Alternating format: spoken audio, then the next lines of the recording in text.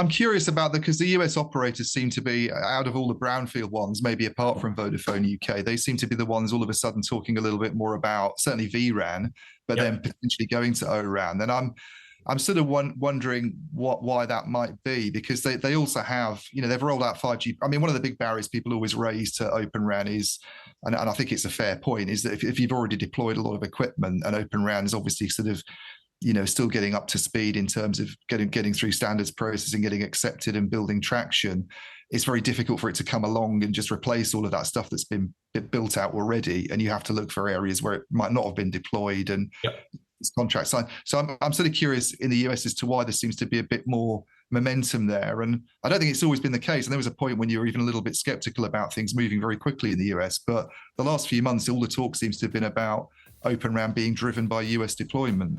Yeah, and I think where you've got to is two things really going on. One is the security of supply chain, and this is actually one of the areas that we've just released a white paper on that talks about the security issues around network now.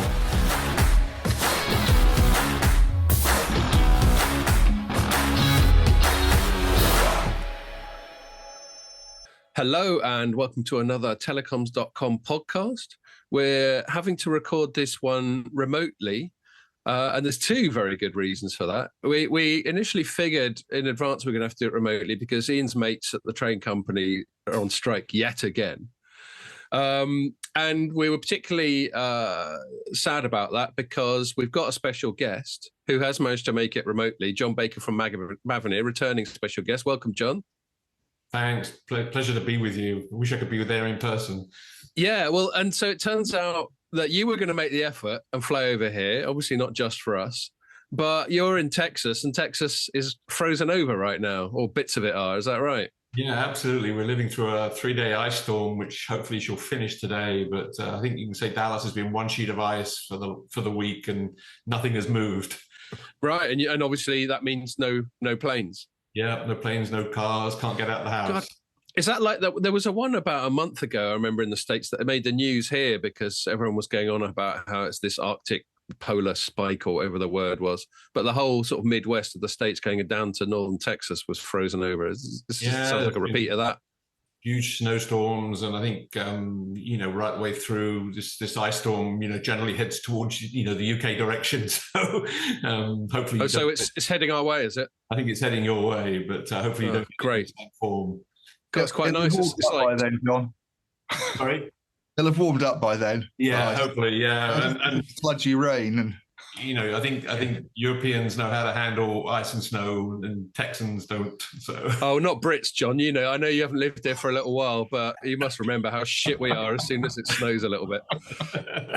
We're no better than Texans. But yeah, Scandos and all that, they got it nailed. Yeah. Cool. Well, anyway, so here we are improvising away. The show must go on and all that. What was I going to say? So yeah, not much else to chat about. It's actually pretty nice today. It's like 12 degrees or something. Managed to get a dog walk in before this. And I've even, rather than what I've done in the past when we've done a remote pod, which is get up halfway through to get another tin, I got myself a Daddy Star, as we call it, which is a 660mm one. John, I know you know the drill from last time. Yeah, I got a Boddington. That's about all and that's only just returned to the shelves back in the US after COVID. So right. Do you know? Actually, that reminds me. We went out, actually something to reflect on. We all went out earlier on this week. Our friends at CC Group PR did the first pre-MWC piss up for about 3 years. Which is fine. It's amazing how many things are still only just getting back to normal after all the pandemic. And I met a newer member of that team, Katie. Shout out to Katie if you're listening. And she's from Macclesfield. So I think the topic of Boddingtons might have come up. Yeah. So there we are. And US though, slightly surprised. It's good to see you. Yeah, it's good effort. Well, the supply chains really are back. If the supply chain from Macclesfield to Dallas is up and running, then we really are back to normal. Well, I think it took 9 months, almost a year, to get back on the shelves. It was desperation for a year. I know. What did you do, John? I know, it was drunk Bud Light, I think. Was, oh my God. Surely not. Well, if you're going to drink that, you might as well drink water, which brings us to Ian. Ian, you don't seem to have a beer, mate. I'm on coffee. I don't know. I don't know what to do about this. I overdid it so much. My worldview. Well, if I was in the office doing a podcast, I'd have got some, but we didn't have any. And the thought of it after Tuesday, when I didn't feel particularly morning. One Wednesday morning. No, exactly. I mean, it wasn't that late, but it was late enough to feel a bit ropey on Wednesday, wasn't it? Yeah. This is where we differ, Ian. There's never a time when there isn't some beer in my house. In fact, if I'm down to about 50% capacity, I'll start breaking out in a cold sweat and leg it to the corner shop just to top up. So there we are. Okay. Before I go on, Pierre, were you gonna message me something to say about who's been listening to the pod or whatever? Anyway, he has. I'll see. They're on Teams. He has already. Oh, on Teams. Sorry, I was looking for it. I was looking for.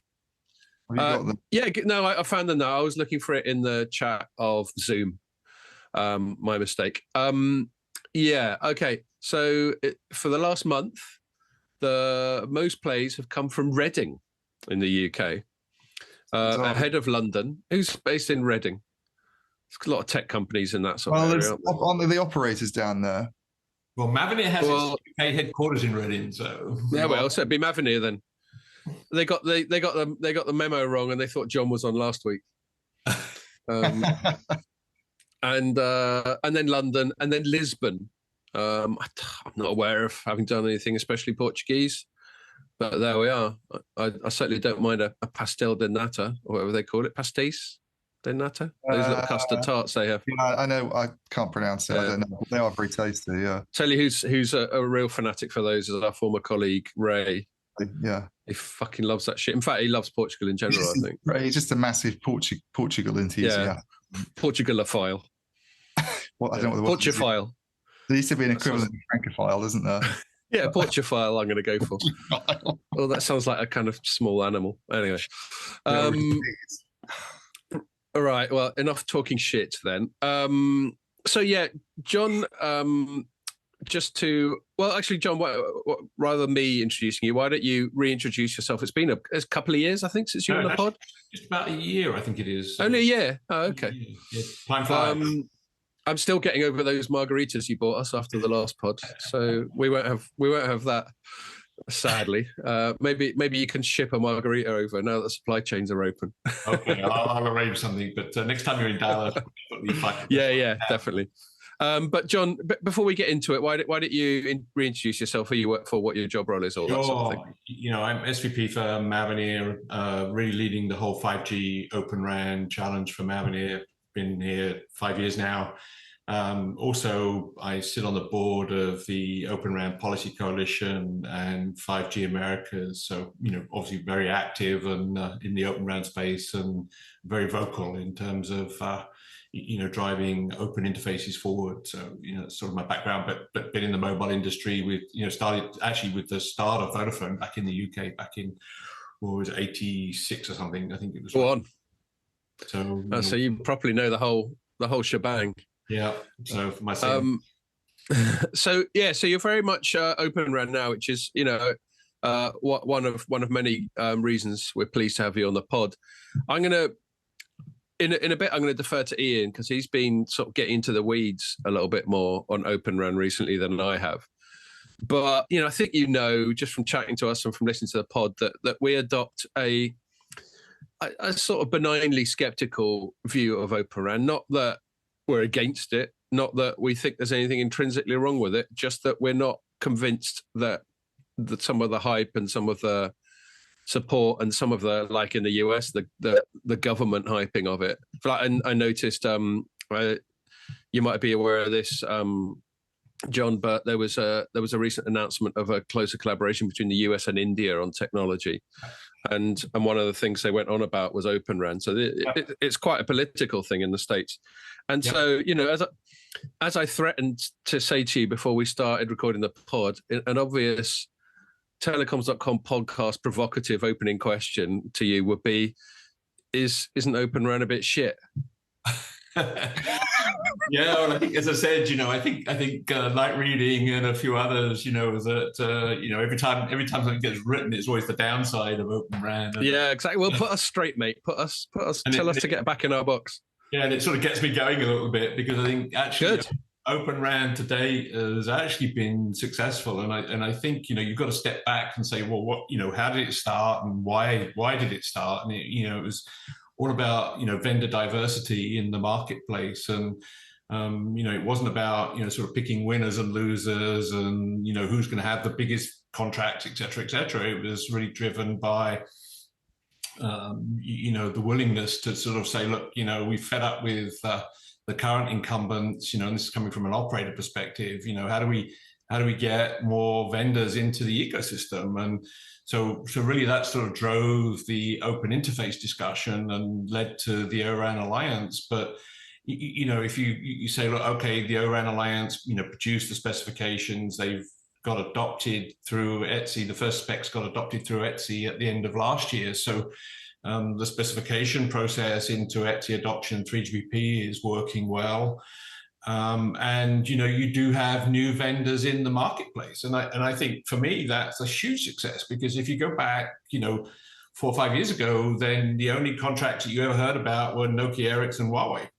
And now you have obviously Mavenir, NEC, Fujitsu, and Rakuten. So out of the gate, I think there's 4 or 5 new and network end-to-end providers out there, which so in that sense it has been a success, because it's opened up the market to other. Okay.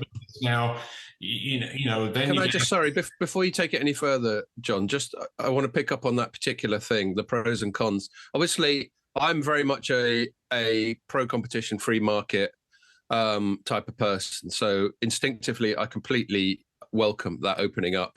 And obviously we know one of the reasons this has become politicized is because one of the reasons there's so little choice in the market is because the Americans decided that everything Chinese is naughty and isn't allowed. But I mean, if that's the primary, and I'm not saying it is, I know I interrupted you, but if the vendor plurality, if the increasing of the number of vendors in the market is the primary benefit, then how are we reaping that? I mean, the main reason to have more competition is to lower prices, I figure. I mean, I suppose there's also the matter of vendor lock-in and operators feeling they've at least got a stronger bargaining position with the big kit vendors, Ericsson, Nokia we're talking about now, because they're allowed. But has that translated to savings or any other things that you consider to be direct benefits of increased competition? Yeah, so maybe sort of just stepping back a bit in a sense of saying, look, okay, you've got the new vendors out there, you've got, and again, as you say, the US really sort of jumped on some of this because of the experiences with the Huawei situation, and the whole rip and replace that went on in the US really sort of demonstrated that. I draw the analogy I think I used a year ago. That if I want to go change a light bulb, have I got to rip the wiring out of my house to go change the light bulb? And that really got demonstrated in the US with Huawei, that the only way you can replace these sensitive elements is just rip out the whole network. And so, that's why the momentum, if you like, has really sort of been coming from the US side because of this bad experience. And to that extent, the standards have come out.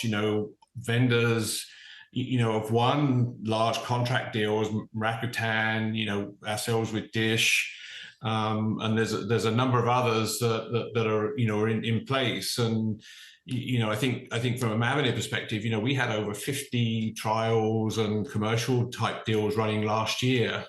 In terms of establishing the marketplace. And so you come back to what really drove that, and the basic principles of driving it was innovation. And this is, I think there was a press release from Deutsche Telekom or back 2 years ago, that really was saying that they're fed up with existing vendors because of the lack of innovation. And so you get back into this, well, look, Open RAN is driving innovation, but it's also driving competition, price-wise, because at the end of the day as well, we wouldn't be getting these opportunities if we couldn't compete on price. and finding ways to do this. And you know, in the sense that the smaller vendor ecosystem is being able to come in, you know, we've been competing, you know, on softwareization, if you like, of networks. And, you know, that's really where Mavenir's expertise has been. You know, we really started, 15 years ago in swapping out hard switches to soft switches, and really taken that software technology into virtualization and then took that into the RAN. So, you know, there's nothing new from a technology perspective in there. And you know, we drove down competition in the core, and, you know, and open interfaces in the core has been around for a long time. And it really sort of demonstrated that new companies can come in and compete. And you've got Mavenir, you've got Microsoft, you know, competing head on with Nokia, Ericsson, Huawei in the market, in the core space. And, you know, Mavenir, again, has been very successful with Deutsche Telekom. You've seen some of the announcements in the recent weeks about, you know, converged core with Deutsche Telekom and Vodafone, you know, really picking up on that virtualization for the core of the network. And, you know, to that extent, then driving those same platforms, those same technologies into the RAN space. And this is what's giving those, you know, different benefits from a technology perspective and a cost perspective, and you know, how to do things in a different way. And I think that's what's shaking the industry at the moment, in the sense of how to get their arms around this. Now, you know, on the cost issue, I would say, and I think Ian, you wrote about this at the TIP Fuse conference. You know, that the one challenge we've had is you know, the chip pricing, if you like, in terms of, you know, being competitive on certain hardware elements. But you know, because the silicon industry, if you like, has been biased to one end, because you've really only got 3 suppliers pulling on the supply chain for the chip industry. So it's you know, small companies are certainly disadvantaged in, you know, buying components at the moment. But I think that's going to get sorted out over time, you know, as more and more people come in, and, you know, chip companies reevaluate how to supply the ecosystem. But apart from that, you know, we are able to compete. It's tough, you know, but the RAN business has always been tough. You know, Huawei drove the price to the bottom, if you like, and we're having to live on top of that. John, I was just going to ask on that chip point, you know, in terms of pricing. I mean, how do you overcome that? Is it a case of, I mean, is there scope for joint procurement or anything like that, of the kind that happens at an operator level to some extent? I think DT and Orange do that. But, you know, as a small vendor, because I remember the conversation you had, I think it was on stage, and the reaction of one chip player, I think, was, you know, well, that's the way it is. That's economies of scale. You know, they buy in bulk, and therefore they get lower prices. And it sounds like a hard thing to overcome, as you say, when you're starting off. So are there sort of obvious remedies for that, do you think?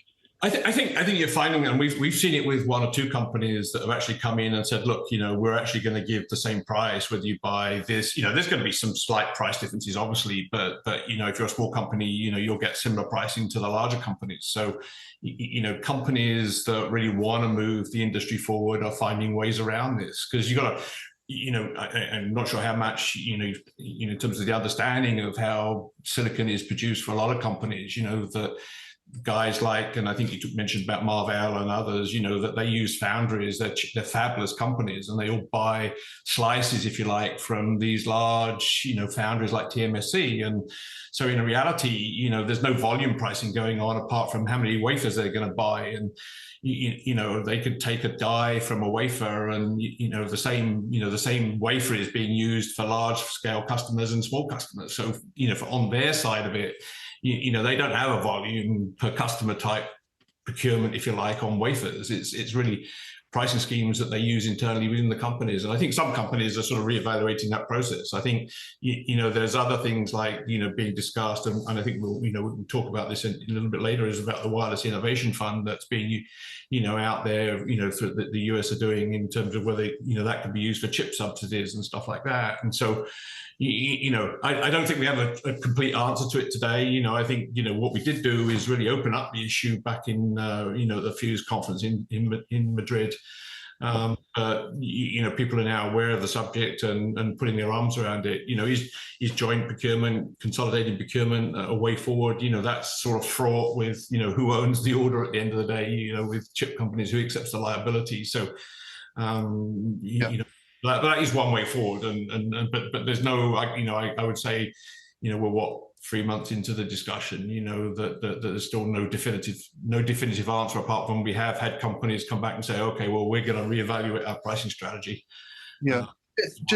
I mean, going back to what Scott was saying at a sort of top level, in terms of competition in the market, and you're saying it's encouraging to see other players now in the market besides the kind of big three. And, instinctively, I agree with that as well. But I'm kind of wondering, has it been, because you mentioned Deutsche Telekom, and it's notable that they've had this O-RAN Town project, I think, now going for a while. And, I wrote a few weeks ago that seems to have been quite slow to move out. They're now talking about a slower kind of deployment. And, we've got Vodafone in the UK doing stuff, but you still don't see very much happening at the brownfield level on a kind of big scale. It still seems to be these greenfield projects. And I'm kind of wondering whether you see things shifting at all in that area. You kind of more optimistic we might see some momentum this year because it gets talked about a lot and then it doesn't seem to happen. And we also seem to be in quite tough economic conditions at the moment. I think some of the Del Oro forecasts are as well for quite slow RAN growth over the next sort of few years generally. So I don't know what that means for the Open RAN community as well. No, I think obviously we had to start in a position and establish, if you like, the new entrants with credible products, portfolios, and performance. And certainly the greenfield networks have done that. Dish now has got over 10,000 sites up live. And Mavenir is the main software provider for that. Now Dish's challenge now is getting customers onto that network, but performance-wise, that network is as performing as if any other closed proprietary solution. And then about the innovation, for instance, that's we were the first to introduce voice over new radio into that network, and also one thing that gets missed with Dish is that they've got nine radios a site sitting on there because of the way they do spectrum carrier aggregation sitting up there. So in a sense, it is a very dense network that's running on open software, open platforms, and obviously Samsung coming in there as well now is really sort of bolstering up the ability for interoperable technologies, if you like, running on common platforms, and Dish is sort of really leading that now. On the other side of it, we've got a lot of work that's been going on in the UK with fixed wireless access. So I think there's been a number of I think it's Frontline Quickline is the company in the UK that we've been deploying the fixed wireless access stuff with, and others like BAI and stuff like that. So so there's a lot of chipping at the side, if you like, in terms of some of these bigger deals. But I think this year you'll see a lot of the brownfield integration starting to happen, and one of those actually, if you look at, we keep hovering around this wireless innovation fund thing, but in some of the filings there, Verizon's one is quite interesting in a sense, where they are today with open interfaces and their plan to put 20,000 sites in the ground. I'm curious about that because the US operators seem to be, out of all the brownfield ones, maybe apart from Vodafone UK, they seem to be the ones all of a sudden talking a little bit more about certainly vRAN, but then potentially going to O-RAN. And I'm sort of wondering why that might be, because they also have, they've rolled out 5G. I mean, one of the big barriers people always raise to Open RAN is, and I think it's a fair point, is that if you've already deployed a lot of equipment, and Open RAN is obviously sort of still getting up to speed in terms of getting through standards processing, getting accepted and building traction, it's very difficult for it to come along and just replace all of that stuff that's been built out already. And you have to look for areas where it might not have been deployed and contracts signed. So I'm sort of curious in the US as to why there seems to be a bit more momentum there. And I don't think it's always been the case. And there was a point when you were even a little bit skeptical about things moving very quickly in the US. But the last few months, all the talk seems to have been about Open RAN being driven by US deployment. Yeah, and I think where you've got to is two things really going on. One is the security of supply chain, and this is actually one of the areas that we've just released a white paper on that talks about the security issues around network now. Certain competitors tried to focus it on security of the product interfaces, and that's a day-to-day issue. But are you okay, Ian? Yeah, can you hear me? Did he look like he was fading out? Yeah. Yeah. He just sits still. He's like a lizard. So the competitors tried to focus security on the physical interfaces of the product, and in reality, the other big piece of security that really didn't get a lot of talking about was security of supply chain. And with all the turmoil that's going on around the world, is that okay? Well, what happens to Scandinavia? If anything happens to Scandinavia, which is sitting right at the borders of Russia, then what happens? All of the world's telecommunication networks are in trouble because there is no alternative supply. And so I think people are trying to get around this whole supply chain issue and making sure they've got another source of supply sitting out there. And the only way they're going to get there is through Open RAN, because there's nothing out there that will bring people there in time. So there's some of that, and then I think the other side of it is some of these other use cases are coming up, like fixed wireless access. Which actually is then, complete greenfield opportunity, if you like, for some of these wireless carriers in terms of deployments. And, fixed wireless access has less features, less system integration, if you like, that's necessary with the existing incumbents. So, you can consider new suppliers, and you can do that with Open RAN. And that's what we've done with Quickline in the UK and others that, yeah. Do you think sorry, Scott, go on. No. Well, I was just going to ask, sort of partly in response to Ian's question. Well, I'll totally defer to John's far greater experience and knowledge on the matter than mine, but the US taking the running, one thing that really interests me, and then regular listeners to the pod won't be surprised to hear this, is the sort of intersection of telecoms and technology and things like politics and regulation and digital society and all that sort of thing. And, it's clear that Open RAN has been latched on by the US state as a major sort of security feature. And so my guess would have been, Ian, if it was me answering the question rather than John, that one of the main reasons the US has taken the running is because the state is pushing it a lot. And, I'm not going to conflate the two things, but last week we banged on about my reporting on the Twitter files and how the US state has been trying to poke its nose into the public discussion on the sly. Well, this isn't so much on the sly. They're quite overt about it. There was a bit of news this week where the US announced a big sort of broad-ranging tech and defense collaboration with India, which I wrote up. There was a telecoms angle, and the telecoms angle focused quite heavily on Open RAN, which just adds weight to my point. It's a geopolitical, strategic thing for the Americans, and what John said about security of supply chain is absolutely spot on. And it's not just the proximity of Finland to Russia, with which it has a big border over which they fought in the start of the Second World War. It's, there's all sorts of other supply chain considerations that are going on. I was just into a podcast where they're talking about electric cars, and about 80% of the batteries for electric cars are made in China, partly because that's where most of the rare earth metals like cobalt and lithium and stuff that need to go into them are mined.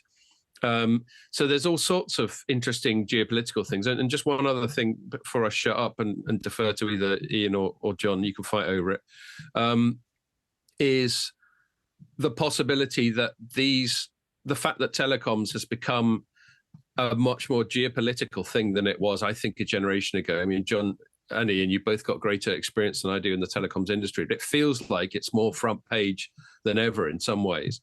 And I think that seems likely, Open RAN or otherwise, that it's going to lead to sort of standards bifurcations and basically a sort of two-tier, at least, sort of world tech and telecoms economy, because the US and China are trying to be as independent from each other as possible. So they're going to end up just doing their own thing, which surely inevitably is going to lead to sort of disintegration of what seems to be quite a good global sort of standardization thing. So anyway, I'll leave it with that thought. Ian, you were going to say something. Well, I'll let John have a go after. I mean, it's kind of succeeding what you just said anyway, but the whole point about the kind of Huawei stuff. I mean, John, you were talking about brownfield deployments, and to me, it seems like the biggest opportunity in a lot of countries is still for Open RAN to come along and replace. I mean, this is why Vodafone's doing it in the UK. And if other countries take a similar line, and you have the same position as Vodafone, which is we don't want to give more work to Ericsson and Nokia because then we're left with a duopoly. Yep. The obvious answer is to try and go and do something with, or one of the obvious answers to do something with Open RAN, I would think. And Yep. I'm just wondering whether that opportunity has not been quite as big as Open RAN players might have thought it had been, simply because big countries like Germany, for instance, don't seem to have done very much in terms of restricting Huawei, perhaps not as much as the US would have hoped. And also, in some cases, the work has gone to Ericsson and Nokia, it seems. I mean, Ericsson's been talking a lot recently about its market share going up from, I don't know what it is, but 6 percentage points or something in the last few years. Nokia's now talking about growing its market share. And I don't know where that leaves the kind of Open RAN kind of people who are trying to get into the mix as well. I always find those discussions about market share quite odd, because when you take the total market and you look at the deals that the Open RAN guys are getting, then Nokia and Ericsson are definitely losing market share. There's no way that their market share is growing. They may be growing. I guess they're taking some from. I guess some of this is because of Huawei, and exactly. if Open RAN benefits as well, then you're both kind of better off. Yeah, exactly. The total market is the same. It's just how it's all being carved up, and certainly Open RAN is taking a piece of it. But I think this whole political side of it, actually, really, the UK has probably done the most in the sense of driving Open RAN adoption, and hats off to the DCMS guys. They put out the Open RAN principles. They've got this 35% of the UK network will be covered with open interface technology within 2025 2027. But in that sense, they're the furthest ahead. And I think what you're seeing is through the announcements. I think there was the Four Eyes announcement. Canada, New Zealand, Canada, Australia, US, and the UK. Getting behind those principles for open interfaces and Open RAN essentially. And I see that as a guiding light, effectively, for standardization going forward. And to that extent, it's about, keeping open this global marketplace, and heaven forbid. And, the one thing I've strived for since day one of getting into mobile wireless with GSM, is, look, we're looking at a global marketplace. We want global specifications. We want global interfaces. And so far today, nothing that's been done has changed any of that. The Open Alliance works under the 3GPP framework. The specifications are being adopted into 3GPP, and there's nothing there that locks this out, because at the end of the day, it requires handsets to still be able to interoperate, and nothing in Open RAN is changing the handset specification. Although one of the big large OEM vendors would like you to think that Open RAN is going to need to change silicon in handset, but that's not the case. And so in the sense that we need those handsets to stay in volume, the price to stay come down effectively more and more, because of there's still a large percentage of the world that's underserved. Wow. And so it still seems to be very difficult, though, from my. I mean, if you look at the work certainly on the brownfield project that I'm most aware of, which is the Vodafone UK one. Now, I'm not saying they're behind their targets or anything, because I don't think they came out with anything especially aggressive in terms of getting this up and running. Right, but they've been working on it for a long time. As far as I'm aware, they've got one site active, and they have this golden cluster of 16 that they're talking about activating in the next few weeks. And you compare it clearly to what's been done in terms of when Ericsson and Nokia have been brought into the UK, where they've been able to swap things out quite quickly. It seems like it's still very hard to do Open RAN, to actually sort of implement it. And is that what is the main reason for that, from your perspective as somebody who's kind of I can't really speak for Vodafone in a sense of no, just on a general sense, I suppose, because you're more involved with Dish, and that's obviously had its. They're doing something new, I guess. If you do something new, it's always difficult at the start if no one's done it before. But that's had a few, I don't want to say false starts, but it's had its share of sort of difficulties getting going, and teething problems.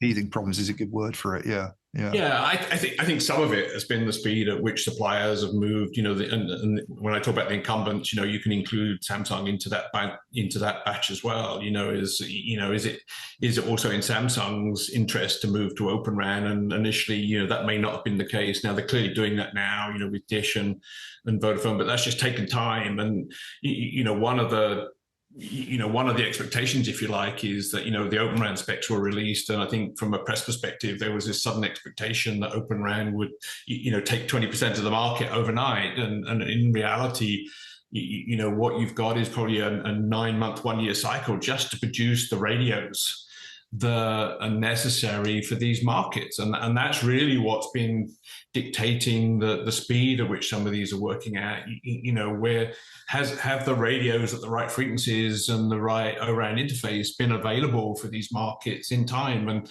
to that extent, Mavenir's invested tens of millions of dollars in, putting together a radio capability just so that, we can compete in the marketplace on a level playing field. That the number of radios, I think, is over like 120 radios a year are needed.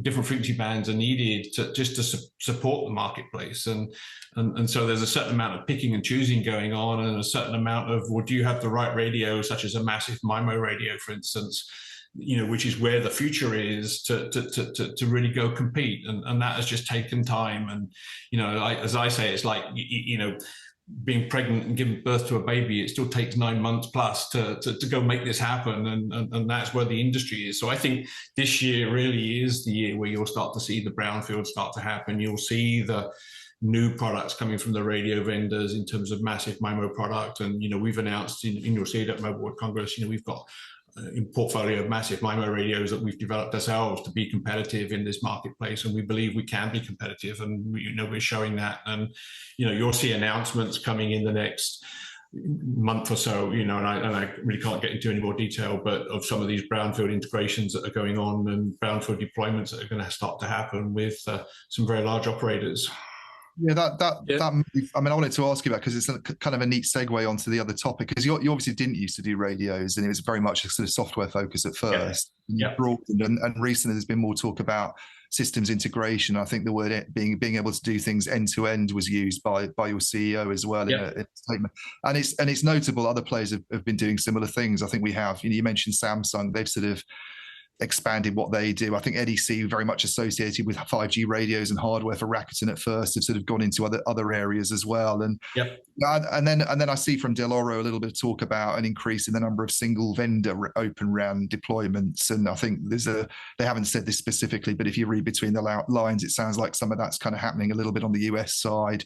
Vodafone, the UK project, seems to be more reliant on Samsung perhaps than a genuinely multi-vendor rollout would be. And I'm just kind of wondering if is that a positive, because the whole thing's supposed to be about interoperability, about exactly resources, and it seems slightly contradictory in a way from a sort of observer's perspective. But I'm not saying it's a negative, it just doesn't quite chime with the original message.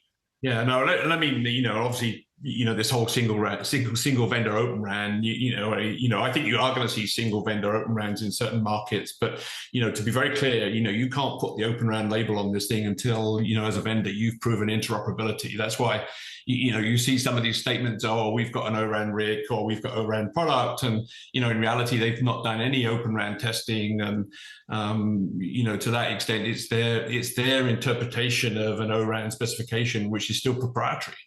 And so, so I think, the industry needs to cut through that. And I think that's one of the things that's coming out around, these OTIC test centers that the O-RAN Alliance are putting in place. And then how do these products get certified to be O-RAN products and avoid this? Because it makes me skeptical. I'm not expecting you to slag off companies, but I will. It makes me skeptical of some of the claims by the likes of Samsung when they say, all Vodafone's rolling it out, oh, it's all open and compatible. And then you see they're basically, I mean, the big thing about Open RAN when it started off, and I know it's a bit more complicated now, but it was, to my understanding, it was very much about running your radio units with kind of baseband from somebody else. That was the breaking apart that CPRI interface and having something else there. And then, the first step by Vodafone UK seems to have been to rely heavily on Samsung to do sort of both elements. And it might be virtualized, but it's not really open in that sort of Open RAN sense. And I just sort of, I know Nokia's made a big thing about we're Open RAN compatible, and they've had some nice comments made by Vodafone recently. But until you actually sort of demonstrate it working, and and they don't show up on a lot of Open RAN work either. So Yeah, and I think that this is what we look for, in a sense, unless they open up at plug fests and show the interoperability of their products. And you've only got to look through the Open RAN plug fest that took place in last November and see who was there and what they were actually operating to say, well, is that an Open RAN company or not? And something I've been very firm at, unless you've got interoperability, you haven't got Open RAN, period. Right. And so we look for these vendor interoperability announcements, and on the radio side, we've worked with probably 11 different radio manufacturers on specific frequency products for specific markets, and know the products are coming along now. To the Samsung thing, and I'll relate this to Dish. Dish is a true Open RAN network. This is, and Dish have been very hard about making sure that they have two vendors for every element of the network, and they won't let a single vendor take the complete end-to-end solution. We do end-to-end integration for Dish, but it's with like Fujitsu or MTI radios, our software, somebody else's compute, and in that sense, they truly have proven that open interfaces and interoperability work. They also seem to have two in each sort of separate domain, don't they? Which to me sounds, because that for me would be another kind of concern about Open RAN, that you might not be reliant on one big vendor, but you might be reliant on a specialist in a particular area. And if I look at the Rakuten project, for instance, they only have their own software that they own, which used to be Altiostar, but I think they're trying to rebrand it as the baseband software company. And it's kind of like, well, that's they own it, I guess. So it's a bit different in their case, but yeah, you're kind of still very reliant then. And I kind of take your point that Dish seems to be trying to do something a bit different, but I guess the opposite. If you're looking at it from the other perspective, it's a lot to bring together, isn't it? It's a lot to work with. And well, it's a new way of doing things, certainly, and I would argue that this is no different from an integration perspective as you would do with one of the incumbents. That it comes back to you've got the one back to stroke effectively, in terms of so who's managing the contract. But and I personally have built Nokia networks, I've built Ericsson networks, and in reality, you still use all these subcontractors and third parties to do system integration, bringing the network together. So it's just actually who titles the contracts, and then who provides the resources underneath, and who takes responsibility, if you like, for bug fixing and solving the problems. Is that the biggest challenge though at the moment, would you say? Because I know a while ago it used to be the technology on the performance side, we don't have the chips aren't as good, we don't have massive MIMO, and when I talk to people, it sounds like there is movement there. Absolutely, there is. The system integration front, it still seems to be. I think in Fuse, when we were both in Madrid, there was NTT Docomo there and Vodafone talking about trying to set up these systems integration sort of best practices, really, I guess, and try and assemble a group of players and prove they can work together. And it's almost like we have these new interfaces, which is great because it can allow it to happen, but you still have this big challenge to try and bring people together and show they can actually do it in practice. Yeah, well, the one thing we found is actually the open community seems to work very well together. And I think all of the challenges, if you like, and again, I keep using Dish as an example, but each of the vendors knows everybody else's problems, right? And Dish, in the way Dish is managed, it is, look, I'm not going to get in there and solve your problems for you. You guys work together and sort it out. And we've got test lines with the complete configuration as much as Fujitsu and other guys have got test lines with the full configuration, and everybody sees everybody's problem and everybody sorts it out, and it's working very well. And the principle going in is there's no finger pointing. We're in this together and we're going to make it work together. And so, yes, this whole system integration issue was again raised as an issue because, the current incumbents, that's all they do. They want to keep selling their boxes and they want to keep it all secret, if you like. But, and I think the longer goal with some of these system integration labs is that, at some point, ORAN technology, if you like, is going to become plug and play. right now. This is a sort of a bit down the pipe, but really it's the internet model. If you go back and say, look, what 10, 20 years ago when the internet was first coming along, you try and get a cable modem or a modem working in your house, you were on the phone to the cable company every 10 minutes to try and get it working. But now, you can go to a store, buy a modem, plug it in, and it works. A lot of that is sort of reminiscent of other consumer tech things that I've written about over the years, which ultimately comes down to interfaces, which I know is at the core of Open RAN. You think of, I remember when I had to learn a couple of jobs ago, I worked for a tech blog called Hexus, and a lot of their focus was people who build their own PCs. And by creating certain interfaces, like being able to just even I could stick a graphics card into a motherboard using their standardized interface. And obviously we've got things like USB. I mean, we're all old enough to remember when That's phones. the best example I can think of. Right. which this is a pair of Apple headphones, but you wouldn't get them any obviously like that. Yeah. Well, but now, I mean, Apple tries to get a bit cute with wireless sometimes, but we've got.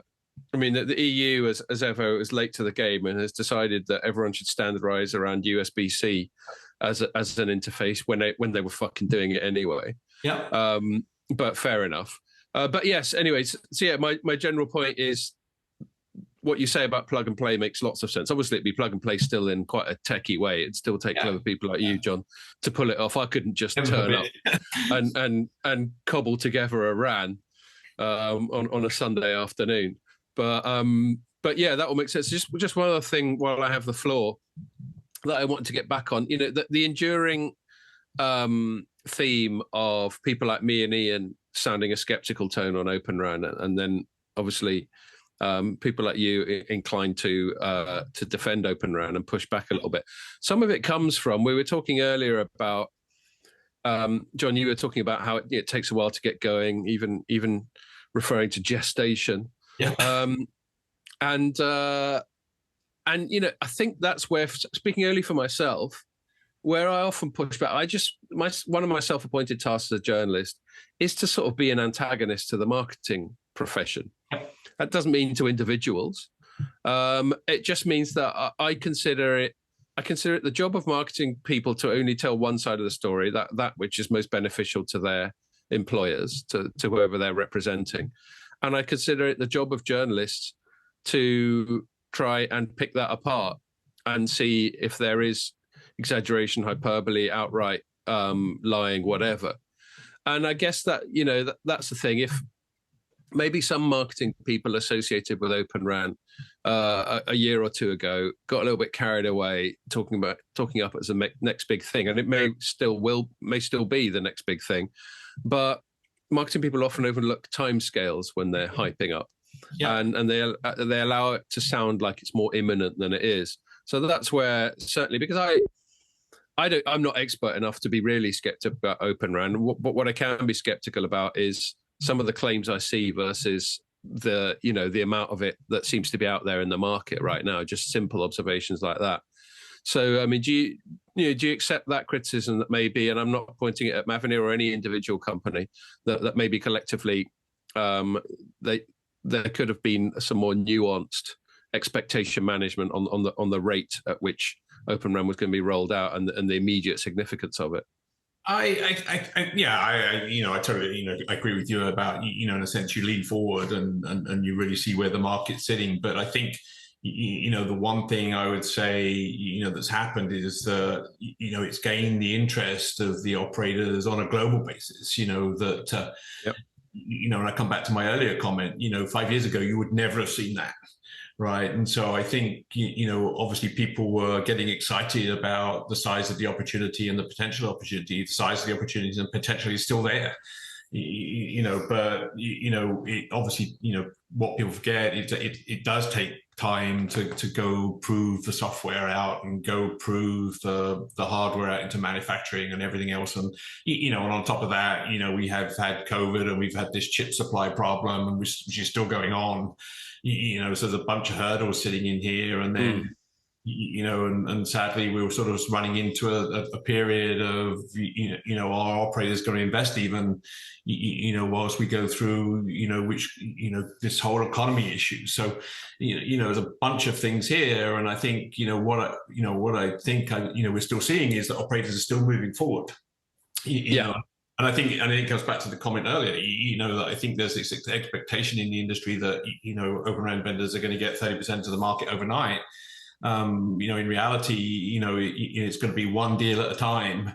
In the same way that Nokia and Ericsson back in 86, 80, 90, once started to win GSM deals. They were like 4 a year. If you go back to the first days of GSM, it was like, okay, we were excited to get the Orange deal in the UK or the Cellnet deal, and that deal took a year or so to settle down and get through all the problems of that. And I think, you're seeing that phase of deployment, if you like, and product qualification going on now with the Open RAN vendors. It's a paradigm shift, and those things take time. And the good thing about it is that the compute technology, the virtualization technology, has been proven before some of that in terms of packet core and virtualization of the core network. So it's not 100% new technology coming into it. Really, what it is the software and making sure all the algorithms are right from a 3GPP perspective, and just getting the quality of the networks there, and then sorting ourselves out around some of these pricing issues and availability issues of radios. And I've said it before and I'll say it again, I think this is where Nokia and Ericsson have been absolutely stupid. They've got great radio products. If they put, the O-RAN interface in there, they can play in this party just as well as everybody else, and they can, prevent, aggravation in a sense with the carriers. Now, they're not going to. So you think they're sitting on the fence too much? Because they sometimes sort of, especially Nokia, has wanted to sound like it's all in favour of it. But in practice, are you inferring that they're sort of still being a bit hesitant and missing the boat?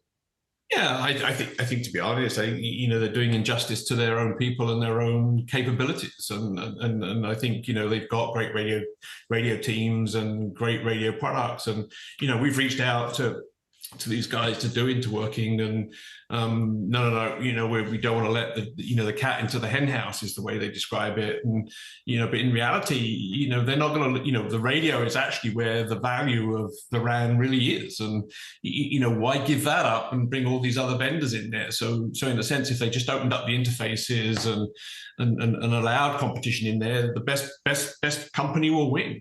This is what the whole Open RAN community is about. I mean, to that point, John, you'll be glad to know, by the way, that Ericsson's been just as upset about things I write on Open RAN as you are. Good. I did something. I think you probably saw it on Ericsson's approach to Open RAN a few weeks ago, based on some comments. I think you were at the panel session at an event we did with the North American CTO, sort of talking about it being quite a big share of the market by 2030, and yet they don't seem to be the most. They're in the O-RAN Alliance, obviously, but the perception is that they're not, they don't have an O-RAN product lineup or anything like that. Yeah, I just wonder, though, if I'm trying to look at it from their perspective, because there's this desire among operators to broaden the ecosystem and not to have Ericsson and Nokia as a duopoly. So do they feel, when they're looking at this, well, what's in it for us? If we go to Open RAN, we're not going to win. We're not going to pick up those deals anyway, because they don't want to use us. They want to use Mavenir. They want to use Samsung. They want to bring other people into the market. So it's kind of it's always going to be a loss. It's like I get why people involved in Open RAN want them to play along, because it could speed things up, and they're very important in terms of their involvement in technology and specs and all that kind of stuff. But if I'm looking at it from an Ericsson's perspective, I might just think, well, then they're not going to use us anyway, even if we do kind of embrace this new way of doing things. Yeah, I think they're being a little bit naive, and I was just touching on that in a minute. But I want to come back to this. Ericsson doesn't have a true definition of Open RAN anyway. As I say, Open RAN is about interoperability and open external interfaces. All Ericsson talks about is internal interfaces, and we're open, and yet it's not interoperable. With any other manufacturer. So they have a fundamental misunderstanding, if you like, of what the Open RAN marketplace is all about. But back to the market positioning. Look, there's a ton of radios sitting out there in terms of investment. Where the operators are really wanting is feature innovation, moving away, if you like, from this weakest link in the supply chain. Because at the end of the day, if anything happens to Ericsson software, how the hell do you find a replacement for it? You've just got to rip it out, and you do end up in the same situation as you've got in the US. And at the end of the day, do I lose the complete market share to somebody else, or do I maintain part of that market with the ability to come back in and replace the vendor that doesn't perform at a certain point in time? And I'd rather, my sense is, look, I'd rather be in there competing with at least a piece of it than none of it at all. And I think that's the stupid piece that's going on here, is that they could have the valuable piece, the radio planning, all the radio pieces and everything else, and let the software piece sort itself out. That's what happened in the core, and I think we have 39% share of the 4G core space, and we compete head on with those guys, and and we're perfectly happy with that. Why not have the same scenario in the RAN? It's better to have a piece of it than none of it. Is the way. It'd be interesting, Ian. We've got Ericsson does a pre-mobile Congress sort of deep dive thing, and that's next Thursday. We're actually going to be recording the next pod on a Wednesday, because we got that on a Thursday and some other conflict on the Friday. Be interesting to chat to them about that, because ultimately, from what you two were just discussing, it feels like a sort of strategic call. There's the history of the tech industry is littered with famous examples of companies like Kodak or whatever. Yep. that were too late. I mean, they saw the writing on the wall, but there's so much internal inertia and resistance to moving away from cash cows and and legacy pillars, that by the time they decided to, it was too late. And then you get other companies like Apple that famously cannibalized its own iPod with the iPhone. Yep. And it feels like it's like a strategic point. Like, if I was within Ericsson, and if Ian or I get a chance to chat to people like Fredrik Jedling, I nearly called him Freddie Lundberg, who used to play for Arsenal. Fredrik Jedling, or I think there's the CTO, Eric Ikuden, is that how you pronounce his name? Yeah. Either of them, it might be an interesting thing to go, look, this is probably inevitable, and I wouldn't expect them to concede that. And Ericsson guys, especially people like Frederick, are pretty poker-faced at the best of times anyway. I wouldn't want to play Frederick at poker, that's for fucking sure. Well, I did ask them before about that to a certain extent, though. I mean, on a related topic that's not strictly Open RAN, but vRAN, where they've taken some steps with Intel, and and it's notable whenever they come out with an earnings statement, they always go on quite rightly, actually, I think, about how much they've spent on R&D under new management. They've upped their R&D spending, since Boy Ekholm came in, and most of that's going in. The two things they always highlight when they draw attention to that are ASICs, their sensitive ASICs they're doing, and Cloud RAN. And I remember asking him, the two sound almost at odds, because any take-up of Cloud RAN sort of hurts your investment in ASICs to some extent. I mean, Fredrik Jedling is kind of trying to remember exactly what he said, but he said, well, obviously a lot of the ASICs is actually going directly into radios. It's not just about stuff that you put in baseband, which is where Intel's kind of competing. But it does, you can sort of see from their perspective that it's, that some of these developments is kind of taking away from what they do. And to me, one of the responses that they've got, and they probably don't put it this way, but I think a lot of this stuff about buying Vonage and trying to be a platform player and thinking about what comes outside the RAN area that they make so much money from is actually thinking about. They've probably got it in mind that 70% of their revenues now comes from the RAN. I think it was only 50% when Ekholm took over, and that's great in a way, but it also means you're very dependent on one line of business, where a lot of people are predicting market share will disappear from them in the next few years, even if it's only a few percentage points, because Open RAN success. You've got to think about what else you're going to do. And I think some of these platform moves that they're talking about are actually about that kind of diversification. But sorry, that was a very long ramble. No. See, I think I think you're exactly right on this investment piece, because you can turn around and say, look, how are these open RAN players like ourselves getting there? And we're leveraging the investments of Intel and others to get us there. At the end of the day, you could argue we're using the same software as Ericsson in our Intel platform because of the work we do with Intel. So okay, what's the difference here? We're leveraging all the technology that's out in the marketplace, and we don't have to speed it out of our own P&L. Can I ask you that? I mean, this is getting into the weeds a bit, but it is something I wanted to ask you. I mean, it's very notable so far that most of this sort of open RAN, vRAN activity has been driven on the kind of chip side by Intel, and yet we also hear this conversation about the need for other silicon and people talking about having accelerators used alongside those Intel chips to sort of deal with performance in certain scenarios. And is that something because there's been discussion of it now for quite a while, and yet I still seem to get the impression that everything's very much based on the sort of Intel ecosystem and the companies that are trying to do things, at the layer one level, like Marvell, say, or Qualcomm, aren't as visible. And that's been very true in terms of how it started, and you've got to give Intel their dues. They really created this whole FlexRAN architecture and really stimulated the marketplace, and Mavenir really took that and emboldened it into products. And but the other side of it is obviously we've had this complete we're just moving one vendor lock from Nokia and Ericsson to an Intel. That's been one argument out there, but in reality, what's now going on is that with Qualcomm, Marvell, Nvidia, right, there are other layer one, and I think there's some other companies now as well coming in with their own layer one chips to solve this problem. We are working across 3 platforms. Okay. And so and the first step with this, I think you saw the Dish Amazon piece actually, which is using ARM, in the Amazon data centers. So you're now starting to see these other layer one solutions. That's that Graviton thing, is it? Yeah, exactly. And that's actually been used by Dish from a kind of in a RAN sense as well. So at the moment, all of the CU, which is the second part of the BBU, is actually in Amazon cloud. Yes. I didn't know that. And that's running commercial traffic. So and I think that's the innovation that's sort of really coming out of this. You're taking what has been a very heavy OpEx model and turning it into a CapEx model and turning it into an OpEx model, and in a pay-as-you-go type structure. And I think that's already a proof point for you in a sense that you've had to enable your software to be able to work on these yes. Graviton. Yeah, so we work on obviously all the as many platforms plus all the operating systems that run on top of it. The Red Hats, the Wind Rivers, et cetera, and I think there was a press announcement yesterday about AMD. So you're starting to see this software across multiple platforms, and again I think it's not detracting from Intel.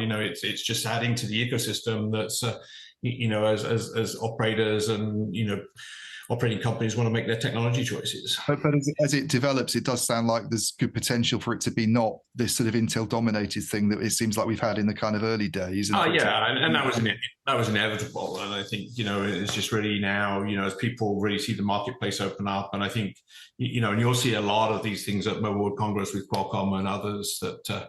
Have now got their chipsets coming into place. But again, you've got to remember that, you're back to this gestation period. It's taken, especially with silicon, it takes 2 years to turn a piece of silicon into a quality product that you can produce in volume. And does it make things harder for you though, Joe? Because you've still got the Intel sort of x86 there, haven't you, in cases where an accelerator is being used? And, from the perspective of someone doing software, is it a bigger effort in terms of supporting that? And then I've also heard other people say, well, once you bring these accelerators along, it starts to get more expensive in terms of your upfront costs for buying this stuff, because you've kind of got more there, haven't you, really? Yeah, well, there's always this upfront thing, but these accelerator chips will get integrated on the same board, and they would and actually what you're seeing with some of the Intel stuff as well, they're even being integrated into the same chip. So the level of integration will change over time, and yes, it's a little bit more expensive up front, just like any technology when you enter the marketplace. But by the time you get to the second generation product, it'll be down at the right scales. And then from an effort perspective, yes, at the end of the day, we have to have special programs that are specifically focused with that technology vendor to get the software integrated. But given the virtualization technology, if you like, for some of this, and the real area, I suppose, is just making sure there's a common set of drivers that have the ability to interface into some of this, like Kubernetes and stuff like that. I think that's the challenge in the industry now. Where does we've got open interfaces at the out box level, then do you start to get open interfaces then inside the box? Actually brings me on to one thing, and I'll make this the last thing on the Open RAN topic, because I do want to sort of cover one or two other newsy items before we're done today. And I try and it used to be a 1 hour thing. Now I try and keep it under 2 hours. This is the pod. It's my new aspiration. We haven't quite gone to Joe Rogan levels where he's more like three hours. But Ian, I might let you ask it, but I just thought I'd remind you, in case we haven't covered this adequately. But before we started recording, you were talking about a newsy thing to do with Open RAN this week, and Tip and asking the NTIA to set up some Open RAN certification progress. I only read about it about half an hour ago before we started, very hurriedly, and thought. And John was chatting about it. So I thought the starting point was to ask John what this is all about, really. If one of you could explain it from the top, because I'm ignorant about this as well, I'd be grateful. Okay, yeah. So I've been in the thick of this for probably the last 3 years, because it's it's funding that was put into the CHIPS bill. The CHIPS bill was like a 56 billion of funding to the chip companies to really pull their chip foundries out of Taiwan into the US. And within that funding package, there was $2 billion assigned to essentially scaling Open RAN. $500 million went to the State Department for chips and Open RAN opportunities, which is one set of discretionary money the State Department will use in terms of country projects. But the major part of the other $1.5 billion went to the Department of Commerce and NTIA to set up this wireless innovation fund. So it's a 10-year project where companies can apply for funding for Open RAN, and it's all about scaling Open RAN. And it was last Friday, the comments were in on the, how should NTA set up the fund? What sort of projects are people looking at? What are the criteria for funding that NTA should use? So, it'll become like a competition process.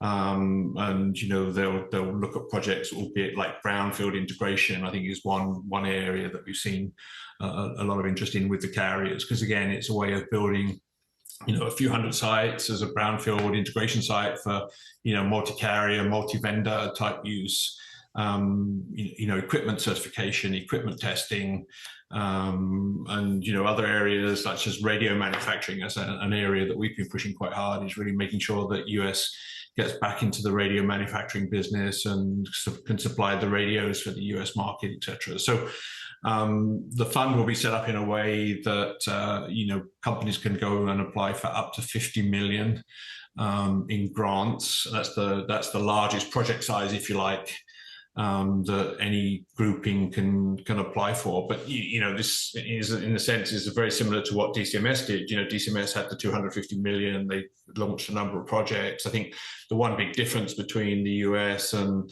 the UK is that the NTIA fund is all about commercialization and scaling of Open RAN, whereas it seems a lot of the projects that came out of DCMS were sort of fundamental research and stuff that may not even get to commercialization. But emblematic of different approaches of the respective countries. That is.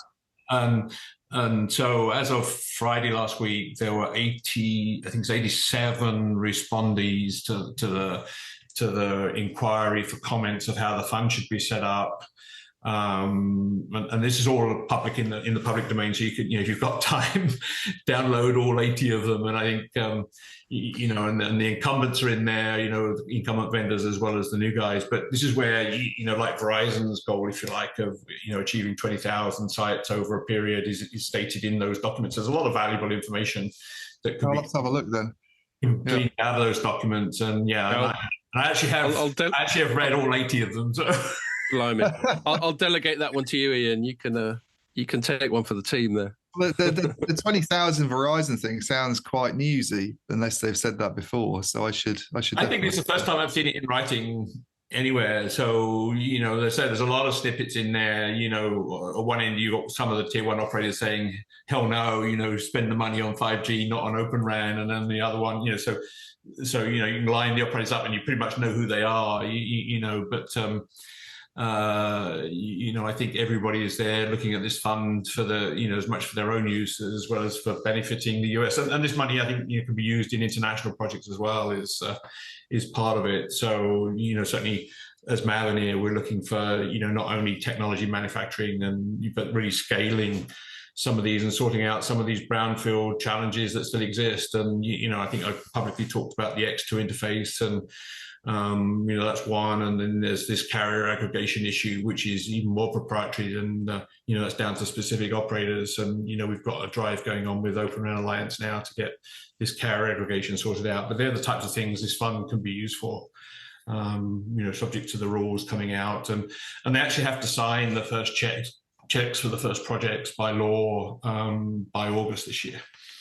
So you'll see the first spending coming out, whether it be a big project or a small project. It just depends on whether NTIA can scale up, because NTIA has got so much money and so many projects running around at the moment with like the broadband fund, the rural wireless fund. Got billions of dollars that are available to them, but I think it's just how they can resource some of these projects to get them fast enough. It's a great illustration of the soft power that the US has. Mm-hmm. It can, it's been in the headlines. It seems like barely a month goes past before in the US they pass some other spending bill of like hundreds of billions of dollars. And I'm not interested in getting into the minutiae of how wise it is to continue to spend more than you bring in tax. But the fact is that America, regardless of which party is in power, spend like crazy. And of course, you got the fact that it's the richest country in the world with a large population and the scale. So, while the political backing for Open RAN has led to some skepticism on my part, on the flip side, and how you're articulating it is, if that political backing's there and it's backed by serious funding, then that's a significant reason to believe that it will be successful when it's got that kind of push behind it. Again, there's a part of me that instinctively winces at state organizations sort of supporting one type of commerce over another. But given that it's there and given that they've attached strategic priority to it, the fact that you're getting these billions of bucks chucked at it is obviously a point in Open RAN's favor and is likely to accelerate that gestation period that we've been speaking about as well.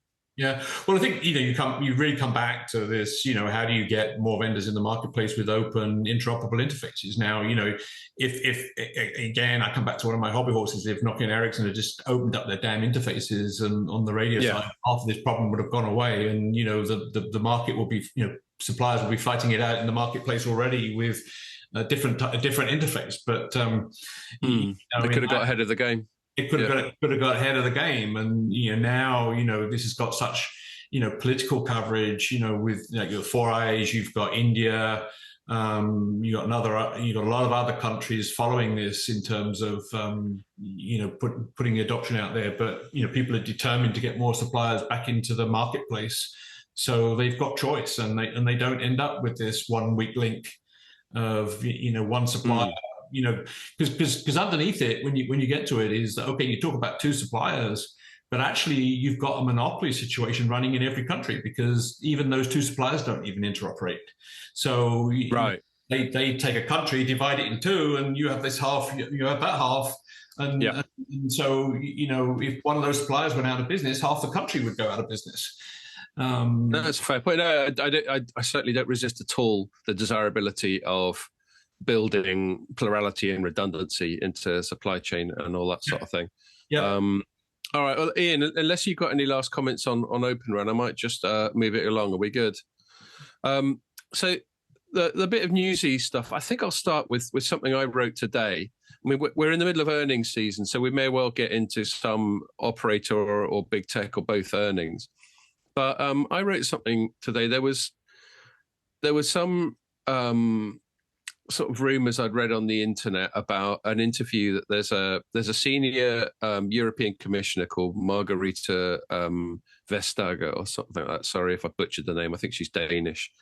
So maybe John Strand's listening and he'll write in and correct me. Yeah, he might, but we still won't be able to pronounce it. Yeah, exactly. We'll it's go, such an unpronounceable language. Yeah, and she'd apparently been speaking to some Italian media. So this is a very sort of third-hand stuff because, you know, there's the translation and all that sort of thing. But she seemed to be saying that she, and if she's in favour of something, you can fairly assume that she speaks on behalf of the European Commission, which in turn basically means European Union policy, because they're by far the most powerful executive branch of the EU. The European Parliament and European Council are fucking rubber stamping groups as far as I'm concerned. I'm sure people who work there would push back on that, but there we go. Come on the pod and push back, innit? Yeah, she's basically saying she fancies a single European telecoms market, which I took to mean, okay, you know, certainly borderless, which is quite consistent with a lot of EU policy that, you know, and actually one thing I'll say, I'm often having a pop at the EU, but that what they did for roaming, I'm totally in favour of. I'm sure operators weren't so happy about it, but the ability for me to go to the Canaries or France or whatever on my holidays and just use my normal EE tariff they and weren't happy data. about it. They reintroduced it, the one that's come out.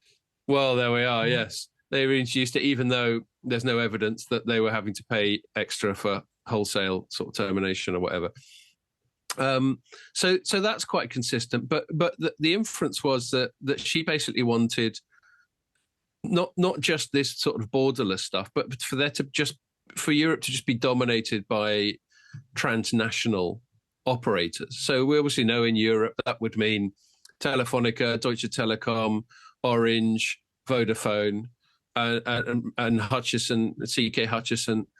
That's about it, really, as far as, unless I'm missing any, Ian, as far as sort of proper transnational European operator groups. The big four really are Deutsche Telekom, Vodafone, Orange, and Telefonica. And Telecom Italia doesn't really have assets, I don't think, in other parts of Europe. And no, BT, just like BT. Those are the four Western ones, I'd say.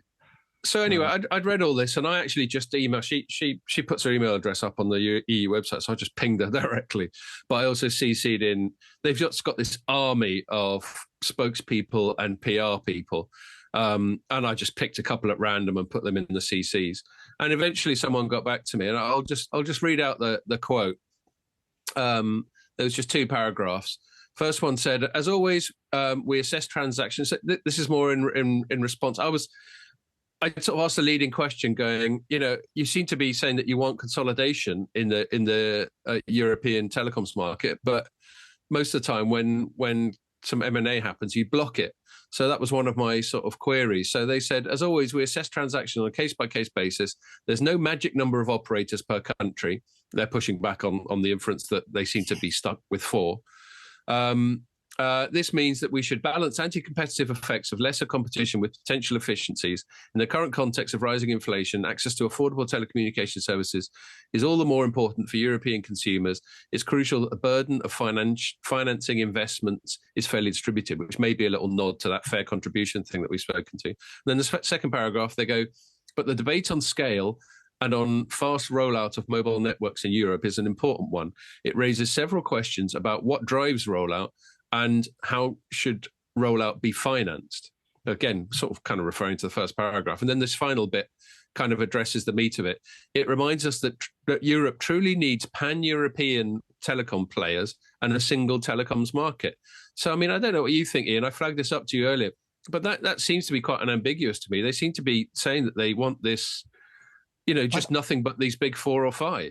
I don't really understand what they're getting at, really. And I don't actually really understand, because this term's been used before, the single European telecom market. And I'm not really sure I understand what it is. I mean, it's not a very borderless market anyway. That's the whole point of the EU, that you can move goods and services across countries, and you've got harmonization of rules and regulations. And this is why they have similar, you know, the roaming stuff's happened. It's a harmonized sort of system, and the country that's come out recently has now reintroduced it.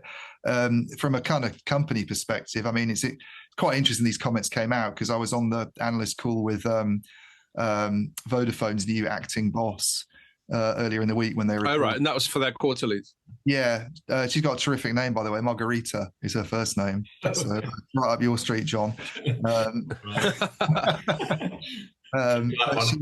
She replaced Nick Reed, who left at the end of last year, and she's acting CEO, isn't she? She's acting. That's true. Yes, she's acting. She's not the permanent one. She might end up being permanent. I don't know, but she's acting.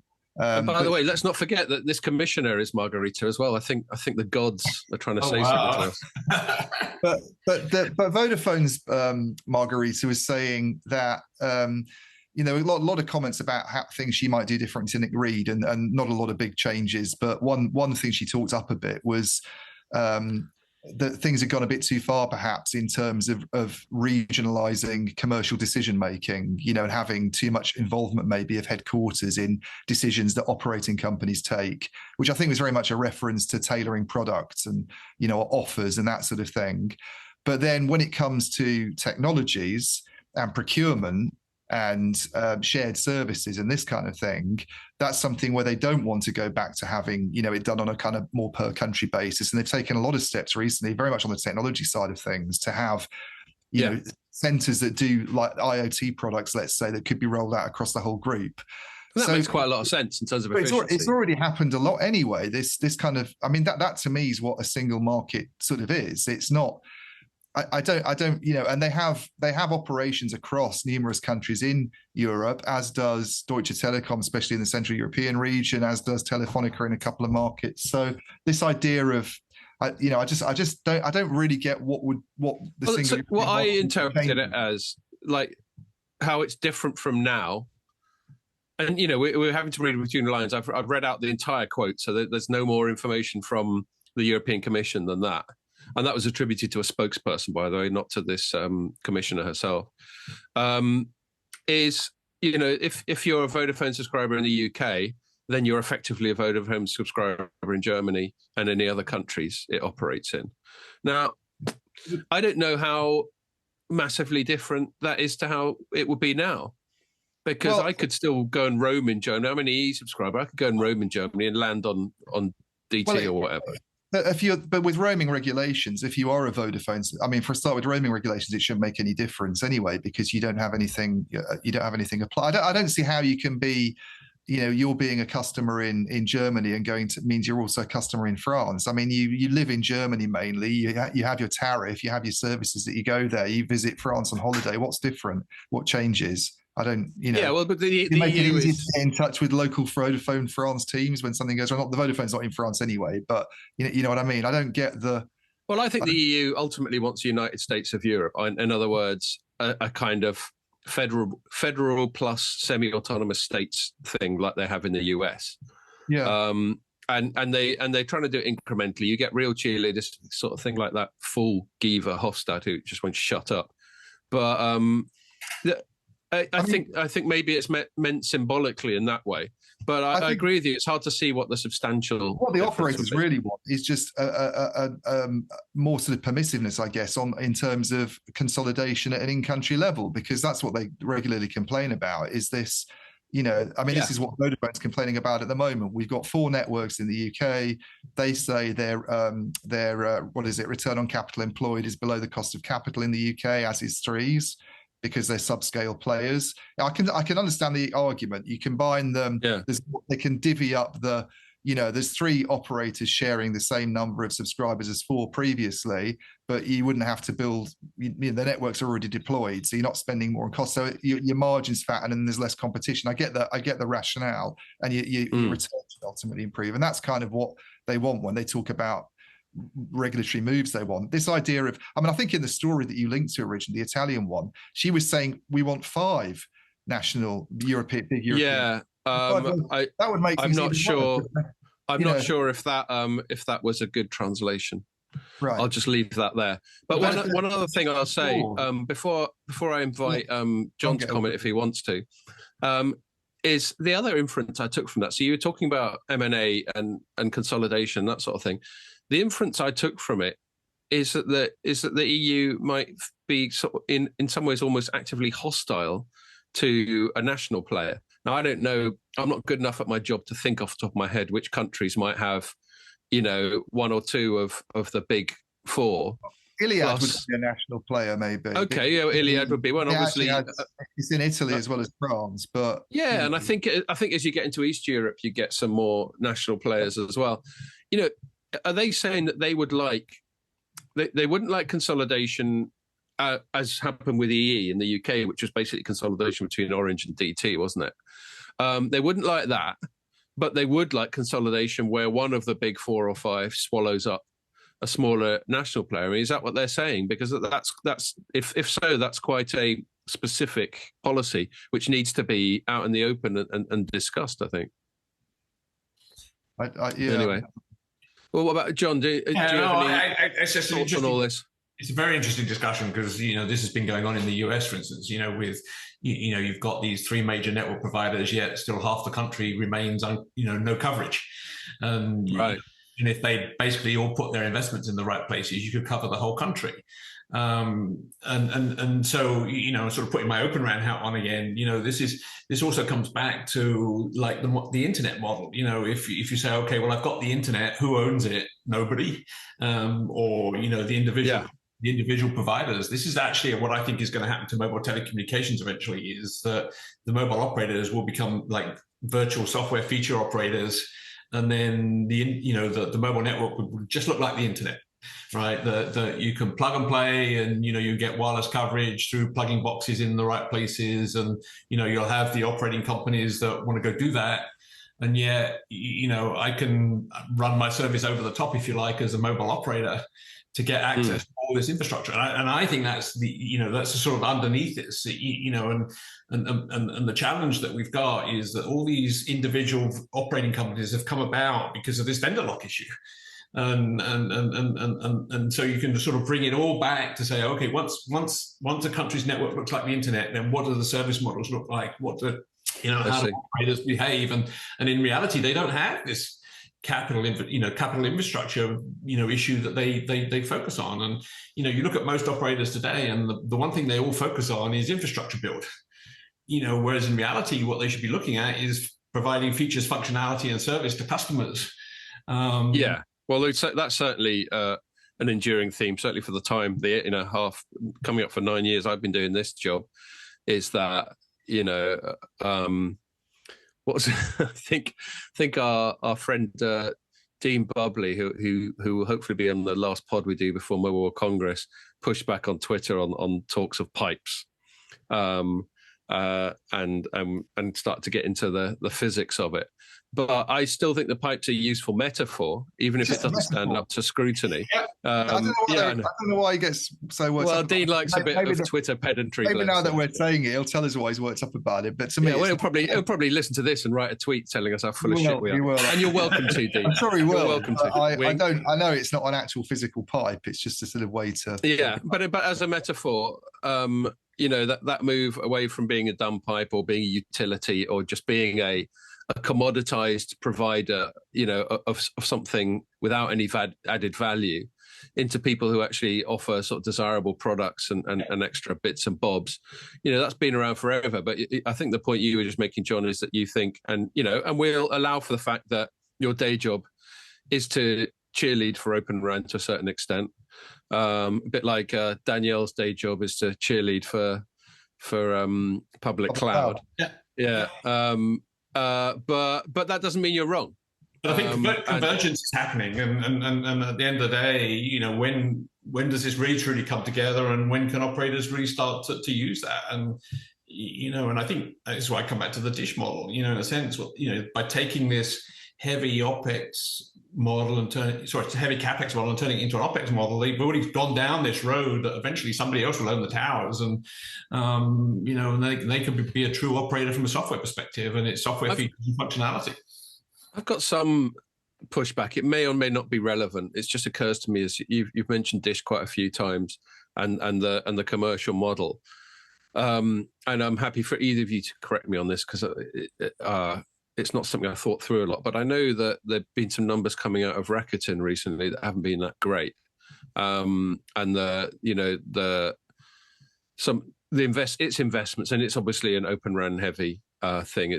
I think it's quite analogous to Dish, isn't it? This greenfield Open RAN heavy thing, but they're taking quite a big initial hit, and the ROI isn't that obvious. I wouldn't say that's really to do with Open RAN though. It's more that they've struggled to attract customers. Yeah, I mean that's the big problem, and I think if I'm trying to be kind to them on the technology side, but a little bit critical of where things have gone wrong, I think they probably what's his name, Mikitani, who's the CEO, looked at Reliance Jio and thought he could do something similar in Japan. If you talk to people, they say the Japanese are far more reluctant to budge, and they're not as price sensitive, and they just like to stick with things once they start. And therefore, the Geo had some really exceptional things in terms of some of the licenses it was granted by the government. And Rakuten will tell you that the 5 million customers they've got now, and they're due to report, I think, in a couple of weeks' time. So maybe it has gone up a bit, but it had gone down. I think when they'd ended some free offers, you did expect some people come off, and it looked even worse. And they'll tell you that that's okay and that it'll build, and maybe it will. But if you've gone back 2 or 3 years and you tell them you're going to have 5 million customers by this stage in a country of 126 million people, where NTT Docomo's got 80 million, they wouldn't have been very happy with it, I'm pretty sure.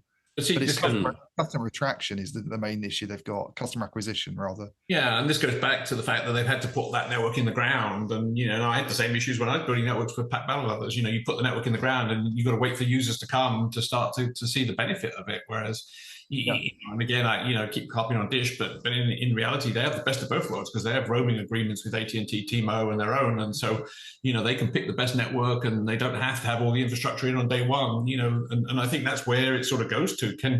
As an operator, can I use all the best networks in the world, and can I do this without having to put all my own infrastructure and support services in place to go do this? And I think this is John Baker speaking, but where does the industry really go in that respect? How do we leverage all these assets and make it look like the internet essentially? I mean, the thing I would say about Rakuten on the tech side is it seems to be good. It doesn't seem to have teething problems, and they seem to have got things sorted out, and it seems to perform quite well. And I mean, the proof maybe will come more if they do scale up. Let's say they've got 25 million customers, and it still holds up, and it still delivers really good service, and they can still do the unlimited offers at a really low price. Then it'll look even more compelling, and it's quite a good proof point then. I mean, it's very, very highly automated. If you talk to Tarek, who's in charge of it, it's like a level of automation that other telcos don't have, and that's almost a bit different. I know there's an automation story with Open RAN, but they've even done things like taking a lot of unnecessary cabling out older stuff. And Mavenir actually is a supplier to Rakuten, so let's see what happens. It's just the financials never look very good at the moment, and I think customer acquisition's been the big problem for them. Yeah, no, I'm completely correct on that. I had a feeling, as I'm sure I made clear while I was asking the question, that I was sort of groping around a bit. I don't think you're totally wrong, because it raises questions about the costs of doing this. I mean, you can virtualize a lot of stuff, but at the end of the day, it's still very expensive to build a new telecom network, and it's a big risk to do it. Yeah, and two ways about it. That's a barrier for people trying to get in. So I've got one other actually newsy thing that I wrote. That's in this area of sort of public policy, sort of piggybacking on the European Commission one. But before we move on to that, just quickly on quarterlies, you said you were on the call with Margarita. Was it Della Valle? Della Valle, I think it is. Valle, yeah, no, Valle would be Spanish. That's an Italian name, isn't it? Why can't they all just be called John Baker? Yeah, absolutely. There's too many of us already, so don't worry. or June Baker or something, yeah. Or Ian Morris, that'll do. Either of those. Not my surname. My surname's fucked up. So you want to give that one a right to pronounce your surname either. So. Yeah. But you're on the call with Vodafone and their exotically named stand-in CEO. And I didn't cover it, but Nick Wood covered it for us. I'm just reminding myself of they did all right in the UK, but in the rest of Europe, especially their big markets, Germany, Italy, Spain, they seem to be struggling a little bit. So it's a trading upgrade. They don't report profit figures and earnings when they do these. No, that was revenue. That was revenue. So it's only a trading update, and therefore the headline. Okay. interesting. It's like 1.8% organic growth, but then if you look at the moving parts, the big European markets they're in, they didn't do particularly well. The exception being the UK, but I think that's largely because of price rises that have come through. Okay. It doesn't necessarily say a lot about the performance. They do claim they've performed quite well in the UK as well. I mean, Germany, they've underperformed. And that's been the case for a few quarters. Very upfront about putting her hand up and saying we didn't do very well. I mean, I think it was even quoted in the FT's headline story that, and I put it in as well. It's kind of we weren't good enough, and we need to do better. Yeah. They need to sort of up their game commercially, and this is one of the reasons I think that her sort of little break with the Nick Reed approach is not to do. She's still pursuing these M&A opportunities. So one of the reasons Nick Reed left, I think, was because there's a bit of investor frustration that he hadn't managed to engineer any of these deals that have been talked about in, I think, the markets they're trying to do deals in, Portugal, Spain, certainly the UK, and one other. I remember speculating that they got our CEO onto their board, and I speculated one of the reasons is that he's quite handy when it comes to M&A. Yes, and that's something that but this gets to the whole point about what you were just talking about with the European approach to M&A. It's like, and even outside Europe now, does the Competition and Markets Authority in the UK allow that Vodafone UK and 3 UK deal to go ahead? Because I don't know. There's a lot of analysts you talk to who aren't convinced that it will be permitted, or that if they do allow it, they'll do what they often do when they wave deals through and attach such sort of onerous conditions that the whole thing becomes a lot less unappealing. And, sometimes it seems to be smoothing the way for a new entrant to come in. And then it's not for the companies that are merging. It's not as I mean, that's what happened in Italy when they allowed merger activity to go ahead there. Yeah. They sort of paved the way for Iliad, and now the Italian. Same in France. Yeah. Worse than anybody's really, in terms of prices having dropped and it being really difficult for the operators. So that's one thing she needs to do, and she's not changed anything there. She says the strategy is still the same to try and get deals done. In terms of this more centralization on procurement and shared services, she's not changing that. But there was this thing about we need to bring decision making closer to the customer, she said, basically. Right. So that's very much on a commercial basis. You have teams on the ground who can. Well, that makes sense. I mean, German punters presumably have slightly different tastes to English punters. And that's the weird thing about this single European market stuff, is that I'm pretty sure nobody would like it if that meant you have like a big sales and marketing team in Germany running the rest of Europe. No, it's certainly not. Certainly not for Brexiteers like me. Boy, keep your nose out of our stuff, Fritz. Yeah. Yeah. Okay. And on the topic of sort of regulation, sort of bring it back to the UK, where we're not largely regulated by the EU anymore, which I celebrate, much to the annoyance of many other people. I wrote a story about Ofcom. Just a couple of things that came out of Ofcom this week, where I just sort of read between the lines a little bit. So the main announcement I led with was that they came up with a position on the switch off of 2G and 3G services. I only mentioned 3G, but I figured it's obvious that 2G was within that. And I thought, fair enough. Well, of course, Ofcom would have something to say about that. And largely what they're saying superficially is, look, don't turn off 3G if some old deer in the middle of the countryside is not going to be able to get in touch with the rest of the world if you do, which is completely fair enough. But I just thought certain things were quite interesting. Ofcom, for people who are not aware, their remit's been quite massively expanded by the government recently, especially in the area of my biggest bugbear, which is censorship. And they've basically been given a national censor charter and a lot more budget accordingly.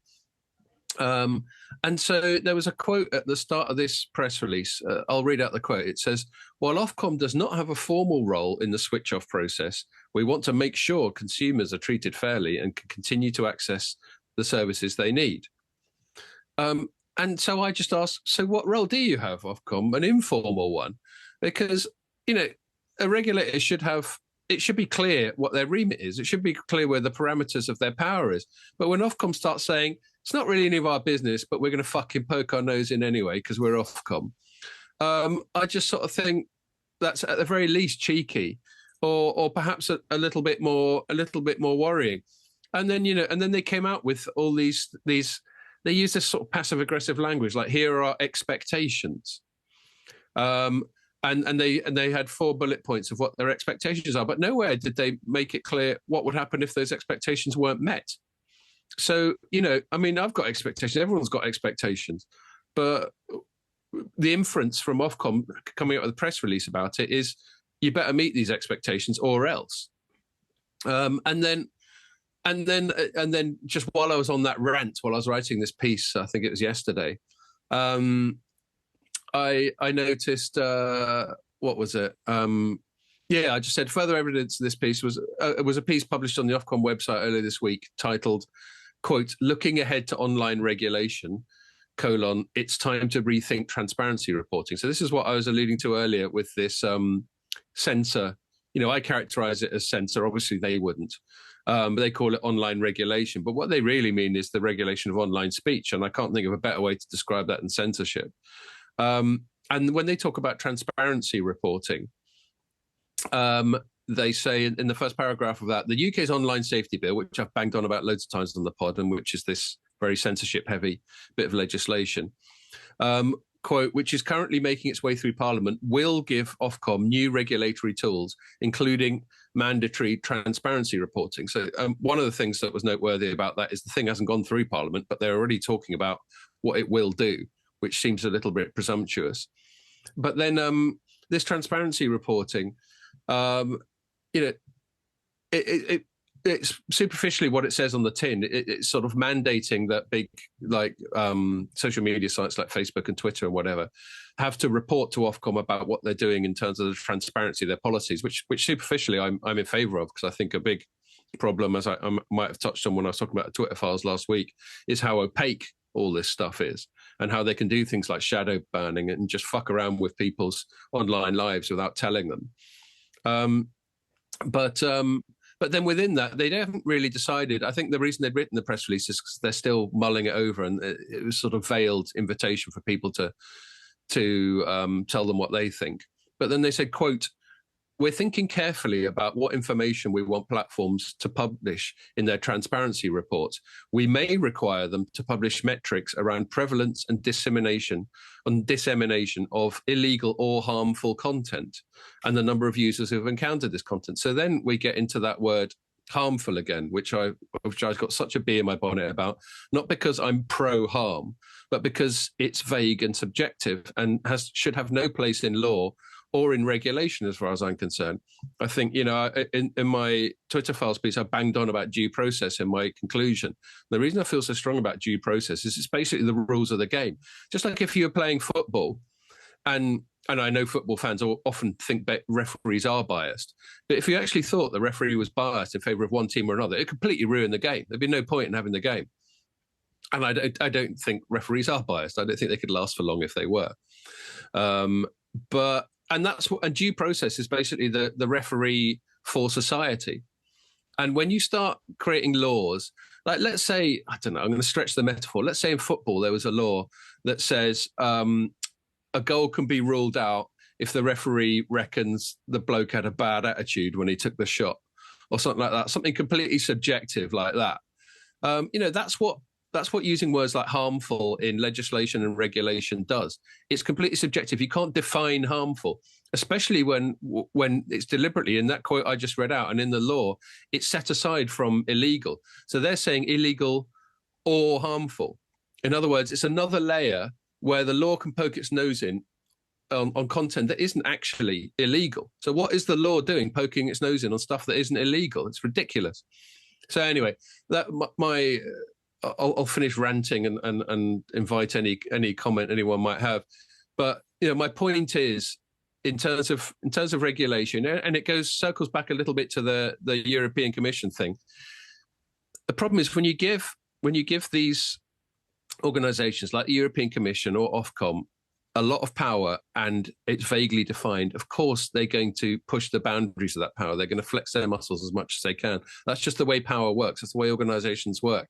If suddenly someone gave me and Ian the power to, I don't know, tell the rest of Informa what to do, can we be sure we'd resist abusing that power?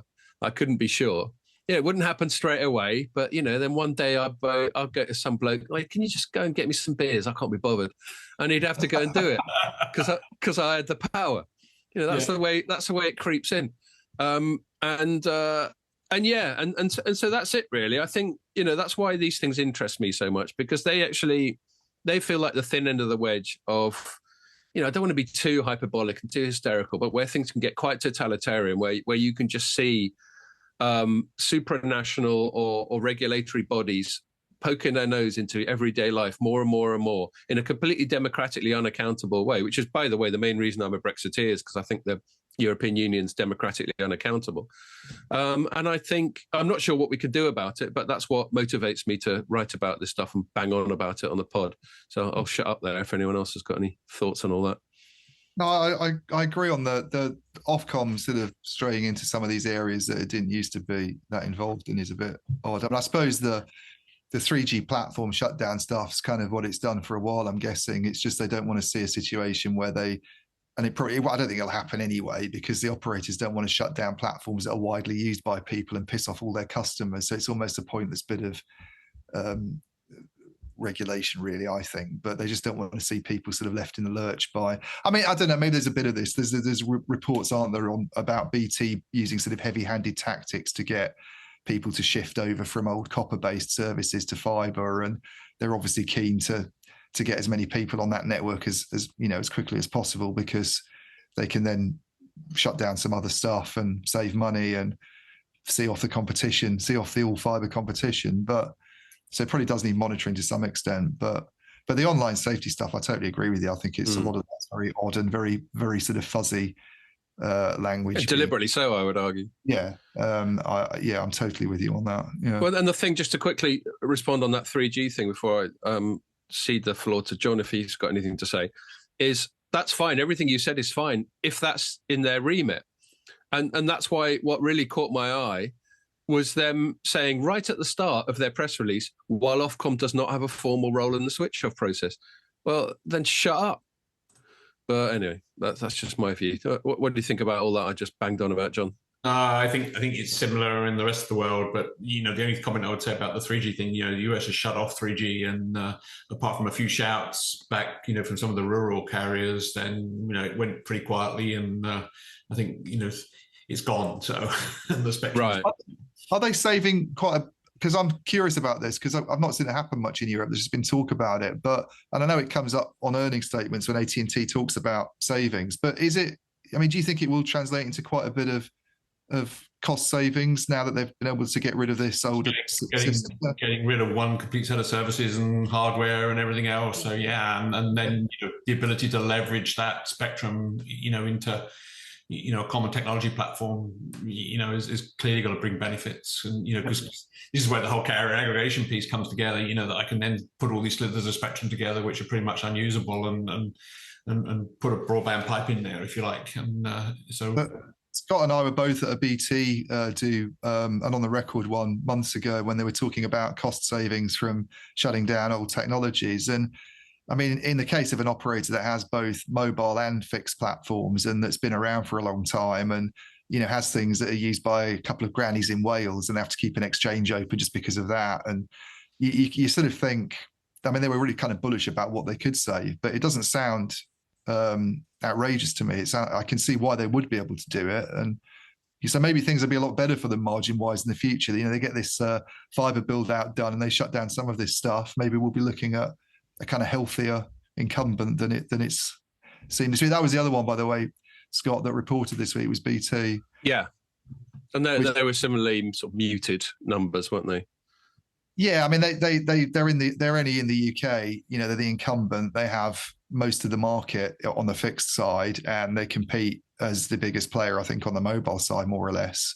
Therefore, there's not a lot of obvious growth opportunities for them, and in the meantime, they're having to build out this very, very expensive full fiber network, because if they don't, the altnets will get to people's homes first, and there's a worry they might lose business. So for the short term, and while they're maintaining all these old platforms, it's like things don't look that great. The free cash flow is falling a lot, and they're spending, I think, 23% of sales on capital expenditure at the moment, which is really high. It's like several percentage points higher than any other European incumbent. Wow. Yeah. But cool. I can see why they're doing it. Yeah. Well, yeah, indeed. No, I mean, Yeah, there has to be a balance. I think that there has to be a switch off. Obviously, you can't just run obsolete fringe technologies forever. But there should be a role for regulators in protecting the public from that being done prematurely. I just think it should be clearly defined. That's all I ever ask with any of this stuff. But there just always seems to be this mission creep. If the European Union's going to say we want a single market for telecoms dominated by the big players, then say it and open it up to public scrutiny. And if Ofcom has a role, then do it. And if it doesn't, then don't. But maybe I'm oversimplifying matters. Nah. Cool. All right. not you, Scott. No. Well, I think we got a natural pause there, and we're coming close to the 2-hour mark anyway. John, it's great to have you on again. Hopefully we'll bump into you. Are you going to be in Barcelona? Yeah, you should come for a happy hour on the booth. So, I won't buy margaritas, but we'll have happy hour. Excellent. Okay. Do you want to say when that is, or are you worried there's going to be a stampede of podcast listeners going? Yeah, I'll send you. We'll send you the invites. Okay. Well, and hopefully Dallas will have thawed by then. Oh yeah, by tonight it'll be gone. So. Oh, okay, cool. Well, it was great to chat to you again. Sorry it wasn't in person, but hopefully we'll make up for it in a month's time in Barcelona. Yeah, likewise. Look forward to seeing you guys. Okay, great. Thanks a lot for your time. Thanks. And thank you for listening, and make sure you join us for the next one.